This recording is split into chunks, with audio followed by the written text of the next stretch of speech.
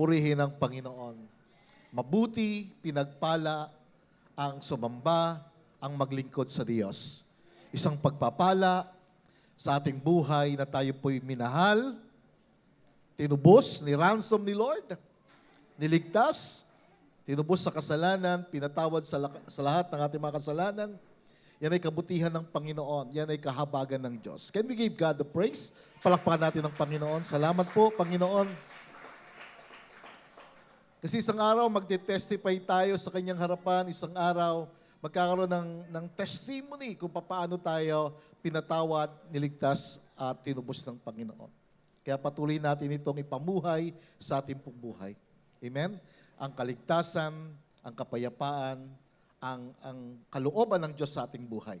Walang puwang sa buhay ng mga anak ng Diyos ang kalungkutan. Amen?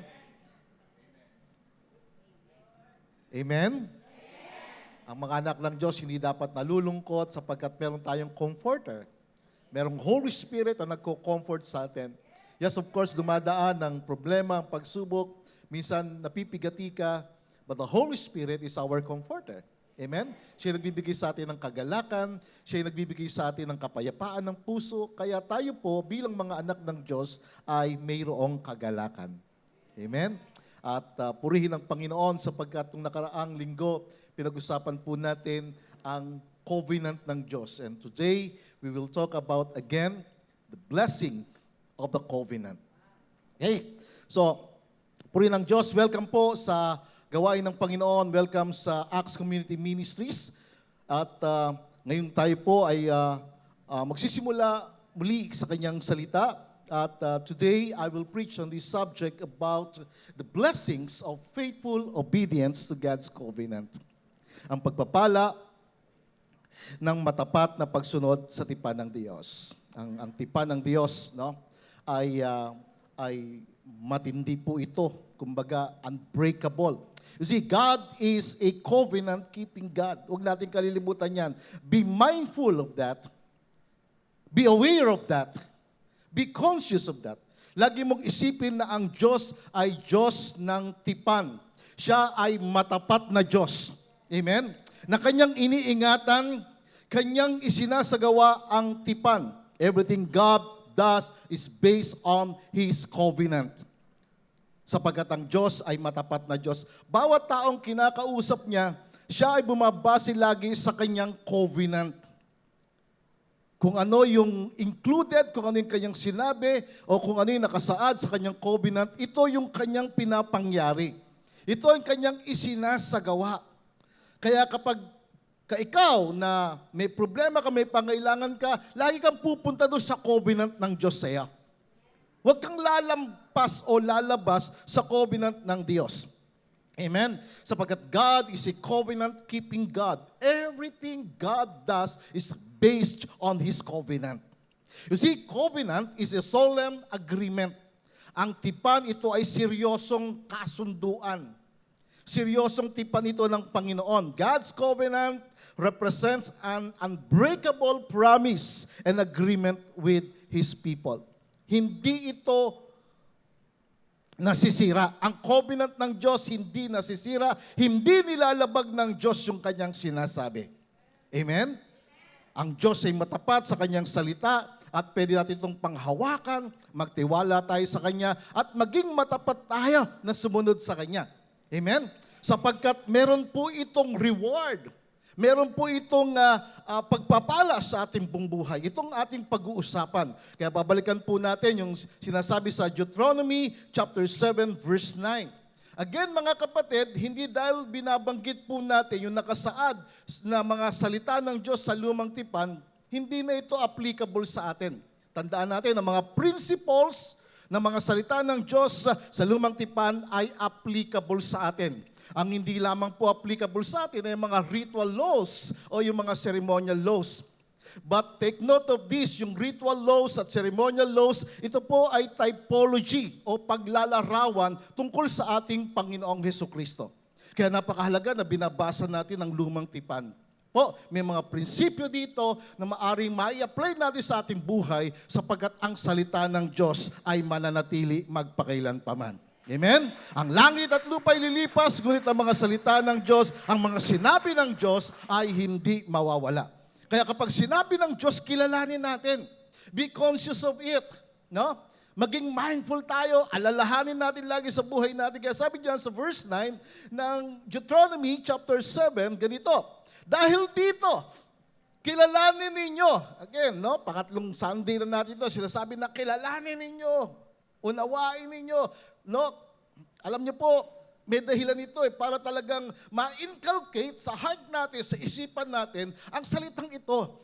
Nakilalanin mo lagi. Alalahanin mo lagi. Unawain mo palagi. Tandaan mo palagi. No? Kaya nga ang commercial, paulit-ulit Para kapag napunta ka sa grocery, sa mall, no, na-inculcate na sa isipan mo kung ano yung bibilin mo Diba? Lalo tigit ang salita ng Diyos. Dahil ang Diyos at ang kanyang salita, iisa. Pag sinabi ng Diyos, sinabi niya. Mas pinagpapahalagaan ng Diyos ang kanyang salita. Kaya ang kinin natin ito, kilalanin natin ito, itong sinasabi, dahil dito, kilalanin ninyo na ang Panginoon ninyong Diyos ay siyang Diyos. Ang tapat na Diyos. Amen? Pakisabi sa katabi mo, tapat na Diyos. Matapat na Diyos na nag-iingat ng tipan at may wagas na pag-ibig sa mga umiibig sa Kanya at tumutupad ng Kanyang mga utos hanggang sa 1,000 salinlahi. Talatang 10. At pinag-ihigantihan ang mga napupuot sa Kanya upang puksain sila. Siya'y hindi magpapaliban kundi Kanyang gagantihan sila na napupuot sa Kanya. Mga taong nag-reject, mga taong hindi kinilala ang Diyos sa kanilang buhay at kinapuotan ng Diyos sa kanilang buhay, sila ay makakatanggap ng kagantihan. Kaya napakahalaga na tayo po ay nagmamahal sa Diyos. Amen? Sapagat may kagantihan yon na pagmapala at kabutihan ng Diyos sa ating buhay. Purihin ang Panginoon. Sa talatang 11, kaya't maingat mong tuparin ang utos, mga tuntunin at mga batas na aking iniuutos sa iyo sa araw na ito. Sapagkat iyong pinakinggan ang mga batas na ito, talatang 12, at iyong iningatan at sinunod ang mga ito, ay tutuparin sa iyo ng Panginoon mong Diyos ang tipan at ang wagas na pag-ibig na kanyang ipinangako sa iyong mga ninuno. Ibigin ka niya, talatang 13, pagpapalain, pararamihin, pagpapalain din niya ang iyong mga supling, ang bunga ng iyong lupa, ang iyong trigo, ang iyong alak, ang iyong langis, ang karagdagan ng iyong mga bakahan, at ang mga guya ng iyong kawan sa lupain na kanyang ipinangakong ibibigay sa iyo at sa iyong mga ninuno. Anumang mayroon ka, palalaguin, pararamihin, pagpapalain ng Diyos sapagkat ang pag-ibig at pagmamahal ng Diyos ay nasa iyo. Amen? Talatang 14, pagpapalain ka kaysa sa lahat ng mga bayan. Walang magiging baog na babae o lalaki sa inyo o sa inyong mga hayop. Talatang 15, aalisin sa iyo ng Panginoon ang lahat ng karamdaman. Malulugi ang ospital sa inyo. Aalisin sa iyo ng Panginoon ang lahat ng karamdaman at hindi niya ilalagay sa iyo ang alinmang sa masamang sakit sa Ehipto na iyong nalaman. Kundi ilalagay niya ang mga ito sa lahat ng napopuot sa iyo. Purihin ang Panginoon sa kanyang salita. Praise the Lord. Hallelujah.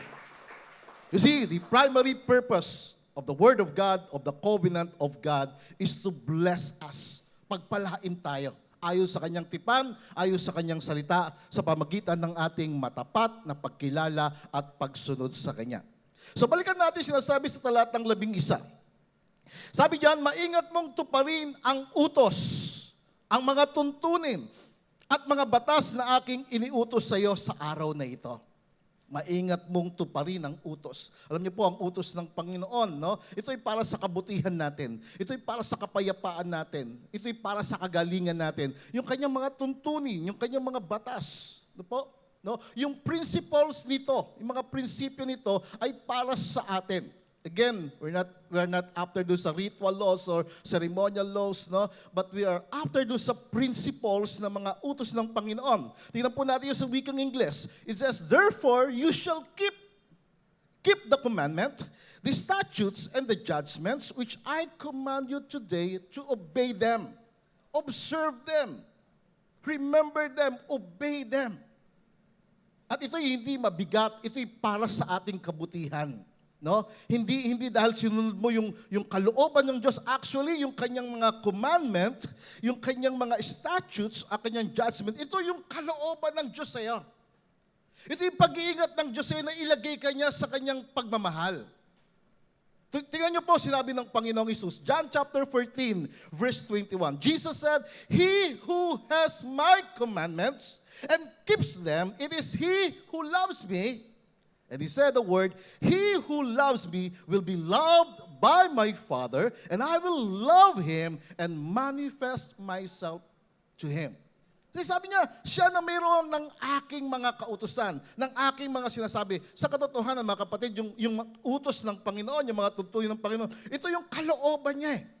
Kaya sabi ng Panginoon, sino man ang meron ng aking mga utos at tinutupad yon, iniingatan yon. Iniingatan mo yung salita ng Panginoon sa iyong buhay, ginagawa mo ito sa iyong buhay. Kumbaga, nandoon ka lamang sa covering ng Diyos. Hindi ka lumalabas sa kanyang salita. Hindi ka lumalabas sa kanyang tipan, sa kanyang kalooban. Ginagawa mo yun. Then the Lord Jesus said, I will manifest myself.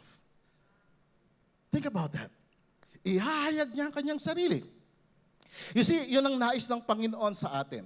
Ihayag niya ang kanyang sarili kapag ikaw ay nagmamahal, ikaw ay sumusunod sa kanyang salita, sa kanyang kalooban, sa kanyang covenant. Kaya nga sabi balikan natin yung verse 12 ng Deuteronomy, no? Sabi diyan, sapagkat, take note of that, sapagkat iyong pinakinggan ang mga batas na ito. No? Kumbaga yung rules, kaya nga tayo, sa kalsada, meron tayong rules, merong regulations, di ba? Meron tayong sinusunod. Ang bata pa lang, tinuturuan na sa eskwelahan. Ano sinasabi? Keep right. Di ba? Manatili ka sa kanan. Ibig sabihin, manatili kang tama, manatili kang ayos, manatiling matuwid ang iyong buhay. Yun naman ang gusto ng Diyos kasi the moment na lumampas ka doon sa sinabi ng Panginoon, merong danger. May panganib. Kaya maraming tao nasira ang buhay kasi umalis sila doon. Pero tayo bilang mga anak ng Diyos, dapat nating pakinggan yung sinasabi ng Panginoon, yung kalooban niya sa atin. At hindi mabigat yung kalooban ng Diyos sa atin. Magaan yun. Sapagkat the Holy Spirit will help us. Ang Banal na Espiritu ang tutulong sa atin upang magawa natin ang kalooban ng Panginoon. Kaya sabi rito, sapagkat iyong pinakinggan, ano po, optimistic si Lord sa atin Kumbaga, positive yung kanyang perspective sa bawat isa. Sapagkat iyong pinakinggan ang mga batas na ito at iyong iningatan at sinunod ang mga ito, ano sabi niya? Sabi ni Lord, tutuparin sa iyo ng Panginoon mong Diyos ang tipan. Hallelujah. Tutuparin niya yung kanyang tipan at ang wagas na pag-ibig na kanyang ipinangako sa iyong mga ninuno. Sino po ba yung mga ninuno natin? Ang mga ninuno natin ay si Abraham, Isaac at Jacob. Sila yung mga kinausap ng Panginoon, nakipagtipan ang Diyos kay Abraham. Amen? At ang sabi ng banal na kasulatan, Galatians 3 verse 29, ang sino mang nakay Kristo, ang sino mang nakipag-isa kay Jesucristo ay lahi ni Abraham, descendants ni Abraham, at kasama sa lahat ng mga pangako ng Diyos, tagapagmana ng pangako ng Diyos. Pakisabi sa katabi mo, kasama ka doon. Amen? Kasama ka doon. Kasama ka sa pangako ng Diyos. Kasama ka sa kabutihan ng Diyos. Kasama ka sa lahat ng mga ginagawang totoo at tama na kalooban ng Diyos. Because you listen to these judgments. You listen and keep them. Then tutuparin ng Diyos. God, the Bible says, will keep with you the covenant. Iingatan din ng Diyos ang kanyang tipan saya. Kaya last Sunday, di ba, nakipag-covenant tayo kay Lord. Bakit? Kasi may covenant siya sa atin. Kasi kapag may covenant ang Diyos sa iyo at may covenant ka sa Panginoon, mananatili ka sa Kanya. No? Iingatan ka niya. Iingatan niya ang pamilya mo. Sasamahan ka ng Panginoon. The Lord Jesus said, I will manifest myself to you. Wow. The presence of the Lord will be with you wherever you go. Amen? Siya yung Jehovah Shammah. Siya yung sasamahan ka. Kasama mo siya. Hindi ka niya iiwanan. So ngayong umaga, pag-usapan natin yung mga pagpapala. Sino na po handa rito? Pagpapala ng Diyos sa bawat isa na matapat na sumusunod sa kanyang tipan. Ano po, tandaan natin, ang tipan, ang covenant ng Diyos, hindi ito mabigat. Amen? Hindi mabigat, hindi kabigatan sa buhay natin. Sa katotohanan, ang kabigatan sa buhay natin, ang nagpapabigat sa buhay natin ay ang kasalanan. Pag pumasok ang kasalanan sa atin, no, bumibigat yung buhay kasi sinasakyan ng dyablo ang kasalanan upang sirain ang buhay ng tao, upang wasakin at bigyan ng sakit at karamdaman. Kaya kahit ano mangyari, lumayo ka sa kasalanan. Amen? Ang kasalanan ang siyang magpapahamak sa iyo. At yun ang sandata ng dyablo. Pero mga kapatid, ang kalooban ng Diyos, ang covenant ng Diyos, ito ang magpapagaan ng takbo ng iyong buhay. Ito ang magpapaganda ng iyong buhay. Purihin ng Panginoon. So ano itong mga pagpapalang ito na ibibigay ng Diyos sa mga matapat na sumusunod sa Kanya? Una po mga kapatid, God will give you His favor. Pakisabi sa katabi mo, ipagkakalob sa iyo ng Diyos ang Kanyang kagandahang loob. Amen? God will give you, God will bestow, God will release to you His favor. Favor, mga kapatid. Pag sinabing favor, it refers to God's kindness and approval to those who are faithfully obedient to His covenant. Pag nakita mo isang taong ang ganda ng buhay, angat ng buhay, dahil na kay Lord siya, pero tandaan po natin, kahit wala kay Lord, may blessing din. Mayaman din, may pagpapala din. But the day will come, there will be a judgment day. Ano po? Mangyayari na kapag wala kay Lord, wala talaga kay Lord for eternity. But praise the Lord, if you are in the Lord, if you are in Christ, you are connected with Christ, you are connected with the Lord, okay? So His blessings, His provisions, no, will be released to you. So, ang tawag doon ay favor. Amen? Favor. Ito yung kabutihan ng Diyos. Ito yung kanyang approval, no? Pagka binanggit yung pangalan mo sa langit, approve na yan. Approve na yan. Release na yan ang blessing niya. Release na yung healing. Release na sa kanya yung kagandahan ng buhay. Why? Because you are in the covenant. May covenant ang Diyos sa iyo. God will not break His covenant. His covenant is unbreakable. His promise is for you. Amen?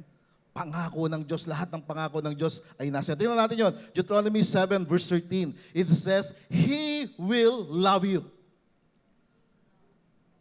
Pagka may nagmahal ba sa'yo, tatanggihan ka ba niya? Pagka nagmamahal ba, magiging maramot ba sa'yo? Come on, talk to me. Kapag may nagmamahal ba sa'yo, mahal na mahal ka niya, pagmamaramutan ka ba niya? Hindi. Kapag mahal ka niya, all out siya sa'yo. Ibibigay niya sa'yo kung ano yung the best para sa'yo. Amen? Because you obey, because you are faithful to God, because you believe, because you remember, because you are in the covenant, it says, He will love you. Mamahalin ka niya, ibigin ka niya, pagpapalain ka niya, pararamihin ka niya. Amen? Parang hindi kayo excited. Sino rito excited? Sino rito alam mo mahal ka ng Diyos? Sino rito alam mo nasa covenant ka? Nakipag-isa ka kay Kristo. Tinubos ka ni Kristo. Pinatawad ka niya. Nilinis ka niya. Mahal ka niya. And therefore, He will bless you. He will multiply you. Pastor, mangyayari ba sa akin yan? Oo naman. Kasi 3 linggo na natin pinag-uusapan ng Deuteronomy 7 verse 9. 3 linggo na, kapatid. 3 linggo na ini-inject ni pastor sa isipan mo, sa puso mo, na ang Diyos ay tapat. Na ang Diyos kailanman hindi niya nilalabag ang kanyang pangako. Pero bakit hindi nangyayari ang pangako ng Diyos sa iba? Kasi sila mismo ang nilalabag nila ang kanilang pangako sa Diyos. Pag nakipag-isa ka, kaya nga, God hates divorce. Kinamumuhian ng Diyos ang paghihiwalay. ayaw niya ng separation. Kasi ang separation ay paglabag sa covenant. Marriage is a covenant.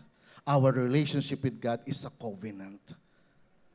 Pag lumabas ka doon sa covenant na yan, merong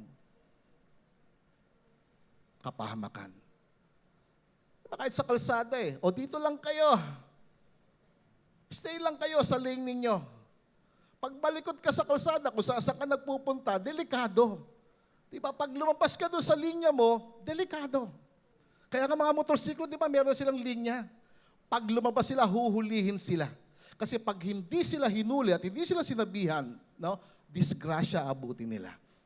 You see, kapag ikaw ay sumunod, kapag ikaw ay naging matapat sa Panginoon, ganito sasabihin at ganito ay gagawin ng Diyos. Ibigin ka niya, pagpapalain ka niya, pararamihin ka niya, at pagpapalain niya ang iyong mga supling. Even your relatives or even your family at yung extension mo, pagpapalain ng Panginoon, anumang meron ka, pagpapalain ng Panginoon. Pakibasa natin Leviticus chapter 26, verse 9. Sabay-sabay po kayo. Ready? Leviticus 26, verse 9. Ready? Go!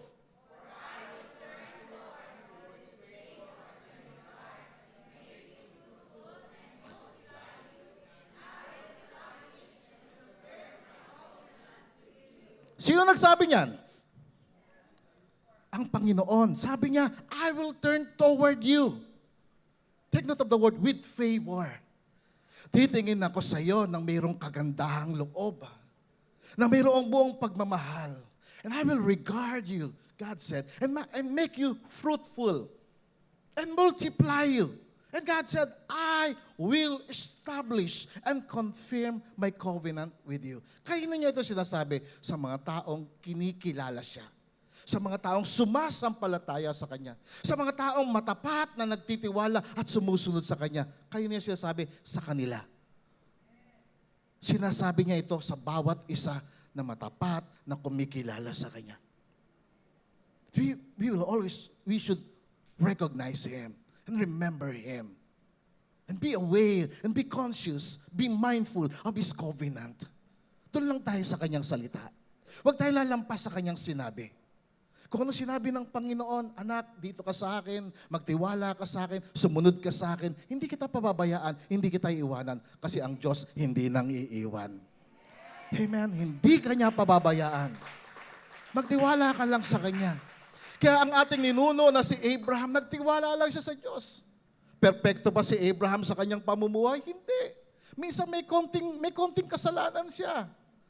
Pero because of God's covenant, inaalalayan siya ng Panginoon na pumunta siya doon sa katuwiran sa tama. Minsan mamamali ka ng daan.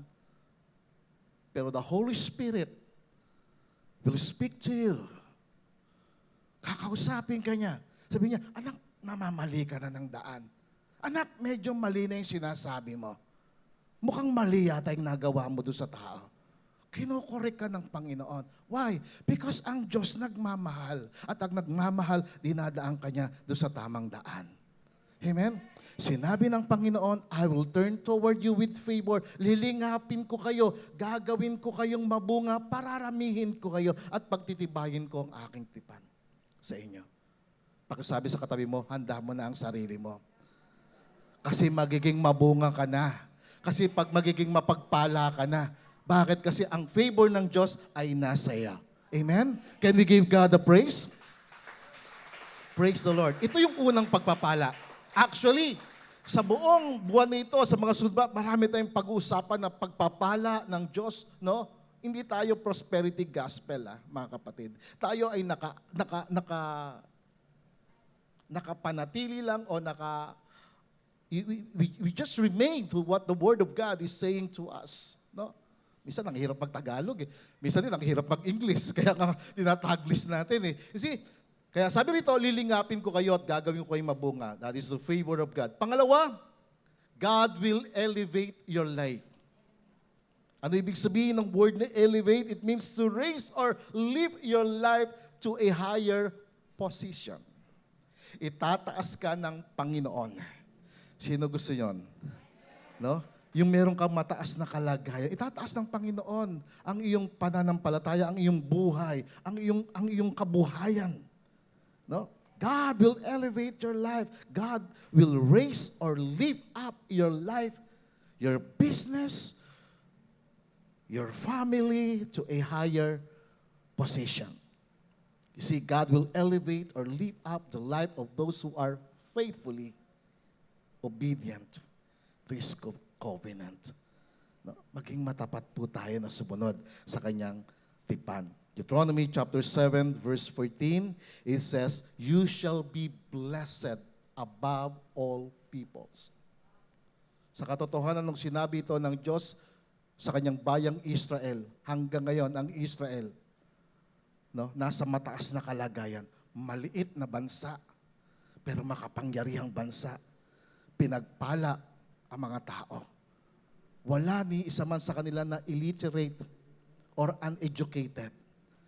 Lahat sila educated. Lahat sila mataas ang antas ng karunungan at kabuhayan. Bakit? Kasi sila ay naging matapat na sumunod sa Panginoon.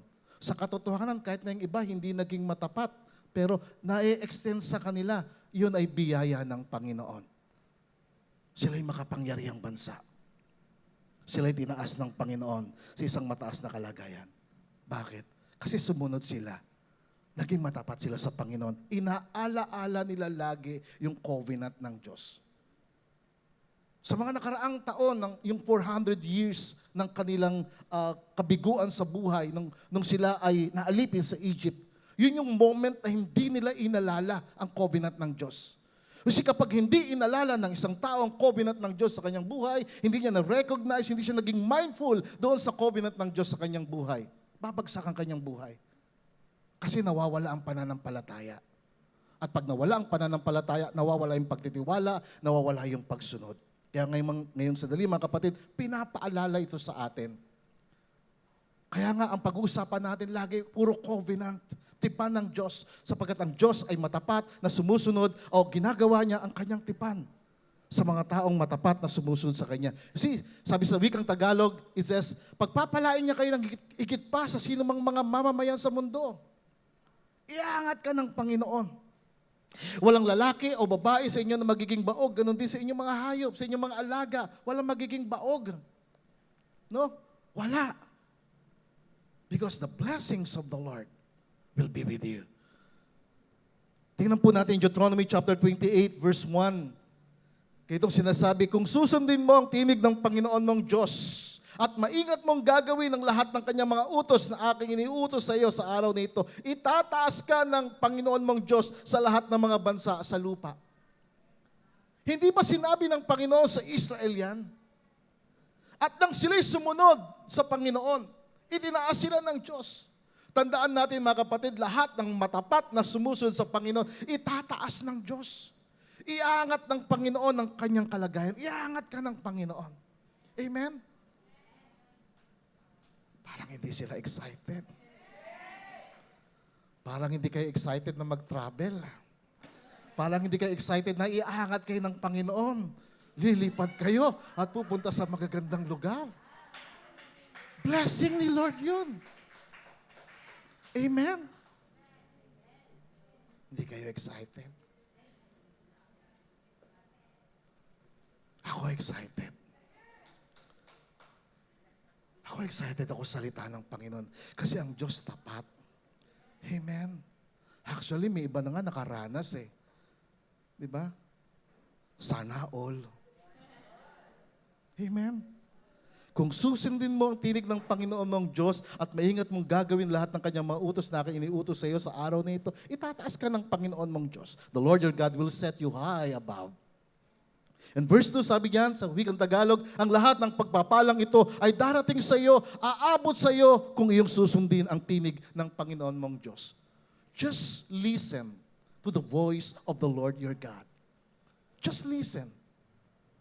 Makinig ka lang sa Kanya. Ano ba sinasabi niya sa iyo? Hindi mabigat yung sinasabi ng Panginoon. Hindi mabigat. Magaan.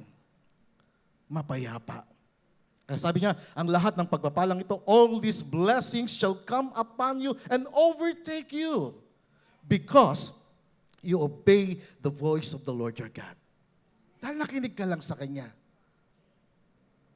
The blessings, plural, shall come upon you. Maraming pagpapala ang darating sa iyo at aabot sa iyo, mananatili sa iyo. Bakit? Kasi sumunod ka sa tinig ng Panginoon mong Diyos. Amen? Pagpapalain ka niya. Verse 3, pagpapalain niya kayo sa inyong bayan at sa inyong bukid. No, blessed shall you be in the city and blessed shall you be in the country. God will bless you. You will be a blessing kasi magiging pagpapala ka. Pagpapalain ka niya. Verse 4, pagpapalain niya kayo ng maraming anak. Actually ako, marami sanang anak ko, kaya lang nag-control lang kami. Pagpapalain kayo. Sino pa gusto rito ng may anak? Amen. Praise the Lord. God bless you. Blessed shall be the fruit of your body, the produce of your ground, and the increase of your herds, the increase of your cattle, and the offspring of your flocks. Pagpapalain niya, maging ang iyong mga alaga. No? Pagpapalain niya kayo. Verse 5, pagpapalain niya ang imbakan ng inyong inaning butil at ang mga pagkaing nagmumula roon. No? Pagpapalain ng Diyos ang iyong imbakan ng pagkain. Amen. You should be mindful of this. Just be conscious of the Word of God. Just hear. Just listen. No? Ito yung covenant ng Diyos na kapag ikaw ay sumunod sa Kanya, naging matapat ka sa Kanya, then His blessings will come upon you. Verse 6, sabi dito, pagpapalain niya kayo sa lahat ng inyong gagawin. Ano ibig sabihin nun? Blessed shall you be when you come in, blessed shall you be when you go out. Ibig sabihin, lahat ng iyong ginagawa, lahat ng iyong gagawin, wherever you go, God will bless you. Hahabulin ka ng pagpapala. Amen. Can we give God a praise? Unang blessing ni Lord, favor. Pangalawa, yung elevation ng buhay. Pag-angat ng buhay. God will raise or lift up your life, your business, your family to a higher position. Pagpapalain ka ng Panginoon. Purihin ang Diyos. At pangatlo, God will give you healing and good health. Purihin ang Panginoon. Kalusugan, kagalingan. Deuteronomy chapter 7 verse 15, it says, and the Lord will take away from you all sickness. Aalisin ng Diyos sa iyo ang lahat ng sakit at karamdaman.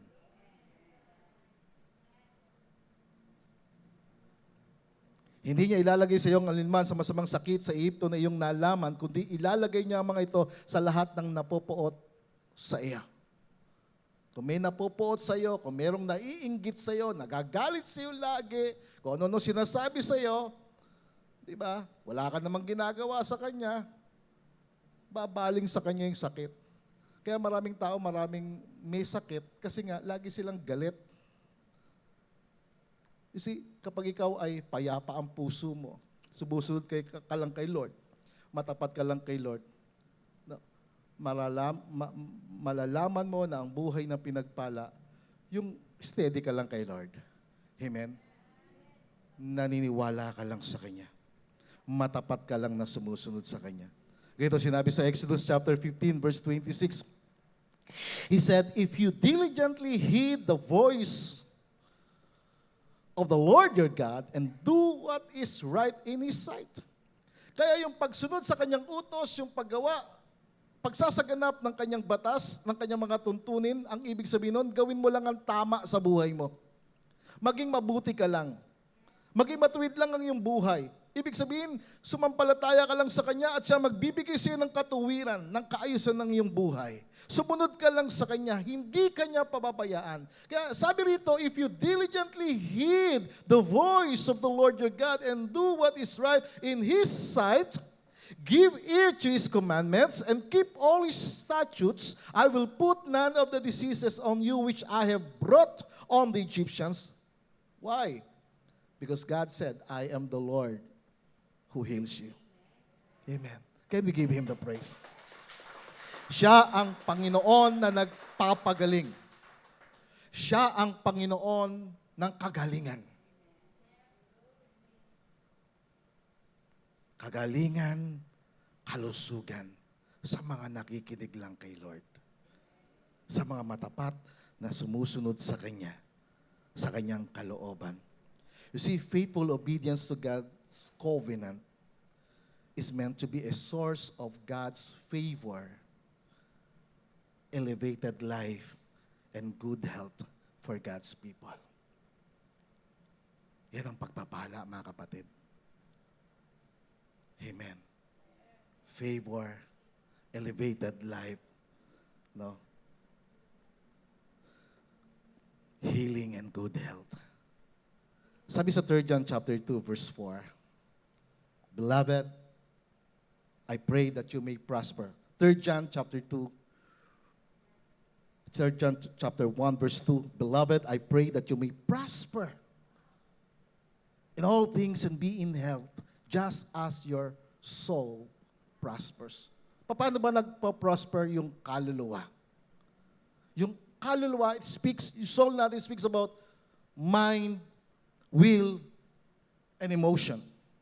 Paano ito nagpo-prosper? Paano nagpo-prosper yung iyong mind? Paano lumalago yung iyong mind? Paano lumalago yung iyong emotion? Paano lumalago yung iyong will, yung iyong kalooban? It is through the covenant, through the Word of God. Fill your mind with the Word of God. Fill your mind with God's covenant. Fill your emotion with God's love, with God's goodness. Your will with God's will. And in doing that, lumalago ang iyong kaluluwa. At kapag lumalago ang iyong kaluluwa, magpo-prosper yung kalusugan. And it says, I pray. In other words, the word pray, it means I desire that you may prosper in all things. Na ikaw ay sumagana, ikaw ay mag-prosper sa lahat ng bagay. Sa lahat ng bagay. Sa lahat ng bagay. Sa lahat ng bagay. Amen? Can we give God a praise? Pag sinabing lahat ng bagay, sa lahat ng area ng iyong buhay. Sa lahat ng area ng iyong buhay. Sa iyong finances, sa iyong health, sa iyong family. Amen? Sa lahat ng bahagi ng iyong buhay na ikaw ay sumagana, ikaw ay lumago. Lumang tipan, bagong tipan, we're talking about the covenant of God. We're talking about the Word of God. We're talking about the will, the purpose of God, the plan of God sa iyong buhay. Kailanman hindi nagplano, hindi nilayo ng Panginoon na ang isang tao mapahamak at masira ang buhay. Ang layunin, ang purpose ng Diyos sa iyo, pagpalain ka at sumagana ang iyong buhay at magkaroon ka ng isang napakagandang kinabukasan. Amen? Makinig ka lang sa Kanya. Sumunod ka lang kay Lord. Gawin mo lang ang tama sa iyong buhay. At hindi ka mag-fail. It says, I pray that you may prosper in all things and be in health just as your soul prospers. And verse 3, it says, For I rejoice greatly with brethren, when brethren came and testified of the truth that is in you. Take note of the word, the truth that is in you. Yung katotohanan na nasa iyo. Just as you walk in the truth. Because you listen to God, yung katotohanan niya, mananahan saya. The Holy Spirit will lead you into all the truth. And then you will walk in the truth. And verse 4 it says, I have no greater joy than to hear that my children walk in truth. Wala nang higit pang kagalakan sa akin, kundi ang marinig ko na ang aking mga anak, ang mga anak ng Diyos ay lumalakad sa katotohanan. Bakit? Nasa kanila ang katotohanan, namumuhay sila sa katotohanan, praise the Lord, at sila ay lumalakad sa katotohanan. Amen? Ito ang mga principles na dapat po nating tandaan sa ating buhay. Na nakapaloob dun sa covenant ng Diyos, sa tipan ng Diyos. And I will close on this, mga kapatid. Tandaan po natin. Deuteronomy chapter 8, verse 18, we need to remember this word, and we need to have this proper understanding and awareness of God's covenant. Deuteronomy chapter 8, verse 18, you shall remember the Lord your God, for it is He who gives you the power to get wealth. It is He who gives you the power to get wealth. So that, what? That He may confirm the covenant which He swore to your fathers as it is this day. Na kanyang ma-confirm, kanyang ma-establish, kanyang maitatag yung kanyang covenant na kanyang pinangako sa ating mga ninuno. Sino yung ating mga ninuno? Si Abraham, Isaac, and Jacob. Amen? Remember, be mindful of this. Be aware of this. Be conscious of this, that the Lord your God, it is He. Siya ang bibigay sa iyo ng kapangyarihan upang ikaw ay sumagana, upang ikaw ay umunlad, upang ikaw ay guminhawa sa buhay at pagpalain ng Diyos upang kanyang maitatag ang kanyang tipan sa iyo. Purihin ng Panginoon. Mga kapatid, ibang klase yung may tipan ka sa Diyos. Ibang klase yung meron kang covenant sa Panginoon. Nananatili ka sa kanyang covenant, nananampalataya ka sa kanya, nagtitiwala ka sa kanya, ginagawa mo, sinusunod mo ito, and God will confirm. God will approve. God will release the blessings. All these blessings, they are included doon sa kanyang covenant. And God said in His Word, in Psalm chapter 25, verse 10. Basahin natin na malakas. Ready? Go! All the paths of the Lord are loving kindness and goodness and truth and faithfulness to those who keep His covenant and His testimonies. Palakpakan natin ang Panginoon. Amen. Lahat ng landas ng Panginoon ay wagas na pag-ibig, kabutihan, katotohanan, katapatan sa lahat ng mga nag-iingat ng kanyang tipan at mga patotoo. Kapatid, ingatan mo ang tipan. Ingatan mo yung covenant mo sa Panginoon. Ingatan mo yung pangako mo sa Panginoon. No? Once na ikaw ay nakipag-isa sa Kanya, isa na kayo. Hindi Kanya pababayaan. Ito ang sikreto ng mahabang buhay, pinagpalang buhay, malusog na buhay, maginhawang buhay, masayang buhay, mabuting buhay. Ito ang sinasabi ng Panginoon. Lahat ng landas ng Panginoon, wagas na pag-ibig. Lahat ng mga daan ng Panginoon, wagas na pag-ibig, kabutihan, katotohanan, katapatan. Sa lahat ng mga nag-iingat ng kanyang tipan. Amen.